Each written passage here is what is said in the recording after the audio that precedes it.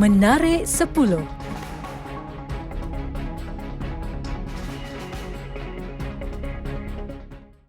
Sebanyak RM96,890 telah disalurkan kepada 22 rumah ibadat di kawasan Dewan Undangan Negeri Dun Kabong. Peruntukan ini dipercayai daripada peruntukan Projek Kecil Luar Bandar MRP Ahli Dewan Undangan Negeri Kabong. Senarai penerima merangkumi 6 masjid, 12 surau dan 4 chapel atau gereja di kawasan Dun berkenaan.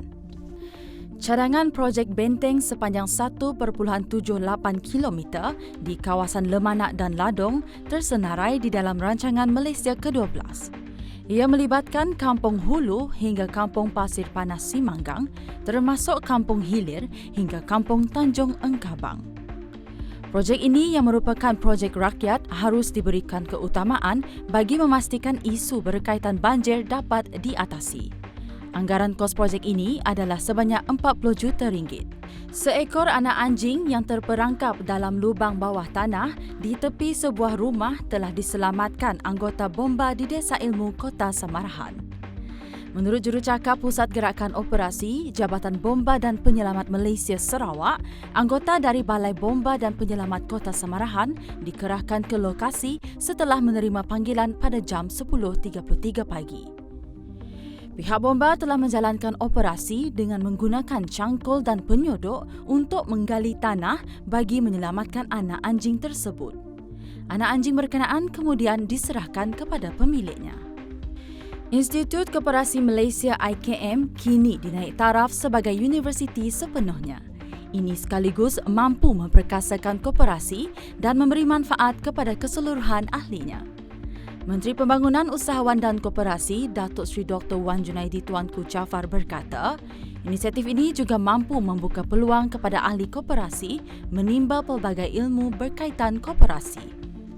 Selepas 6 dekad, Akhbar Bahasa Inggeris Sabah, New Sabah Times akan mencetak edisi terakhir akhbar itu pada 31 Disember 2020.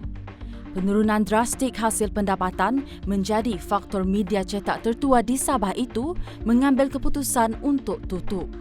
Untuk rekod, media cetak itu mula beroperasi pada tahun 1949 sebagai Kinabalu Times dan kemudiannya ditukar nama sebagai Sabah Times. Pereka fashion terkemuka dunia, Pierre Cardin meninggal dunia pada usia 98 tahun. Menurut keluarga beliau, mendiang menghembuskan nafas terakhir di Hospital Neuilly, Barat Perancis pada Selasa.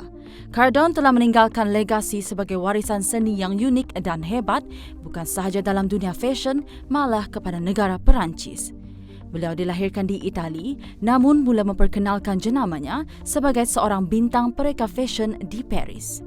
Bakal naib Presiden Amerika Syarikat AS, Kamala Harris, pada Selasa menerima dos pertama vaksin COVID-19.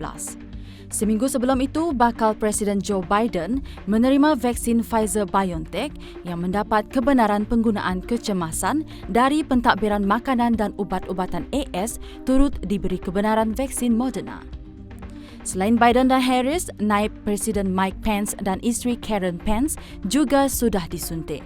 Semua proses suntikan vaksin itu disiarkan secara langsung menerusi saluran televisyen. Kerana sering menunjukkan kekayaan di Instagram miliknya, seorang Insta-famous Hong Kong dirompak sekumpulan penjenayah yang memecah masuk kediamannya menyebabkan kerugian RM1.6 juta. Wanita berusia 25 tahun dikenali sebagai Someyan cukup terkenal kerana sering memaparkan kekayaan melalui gambar di media sosial seperti memakai pakaian mahal, aksesori mewah, kereta dan wang tunai. Antara barang yang dilarikan perompak iaitu 10 beg tangan, 7 jam tangan, komputer riba dan 2 telefon bimbit. Menceritakan kejadian itu, Meyan berkata ketika itu dia yang tidur di biliknya terdengar bunyi bising di ruang tamu rumahnya. Seorang guru bahasa Inggeris warga Mesir di Arab Saudi meninggal dunia akibat ditembak oleh pelajarnya. Mangsa dikenali sebagai Hani Abdul Tawab berumur 35 tahun.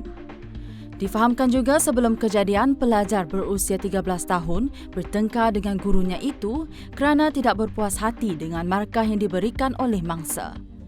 Susulan itu, remaja terbabit menunggu di luar sekolah bersama abangnya yang berusia 16 tahun. Dia kemudian menembak gurunya itu di kepala dan menyebabkan mangsa parah. Dia meninggal dunia selepas seminggu dirawat di unit rawatan rapi sebuah hospital. Pihak berkuasa Rio de Janeiro mengumumkan bahawa mereka akan menyekat akses ke pantai pada malam 31 Disember untuk mengelak orang ramai berada di salah satu bandar di Brazil yang paling teruk dilanda pandemik COVID-19. Langkah itu termasuk larangan kenderaan di sekitar 30 km di pantai Rio, tempat berjuta-juta orang biasanya berkumpul setiap 31 Disember untuk meraihkan Tahun Baharu dan menyaksikan pertunjukan bunga api.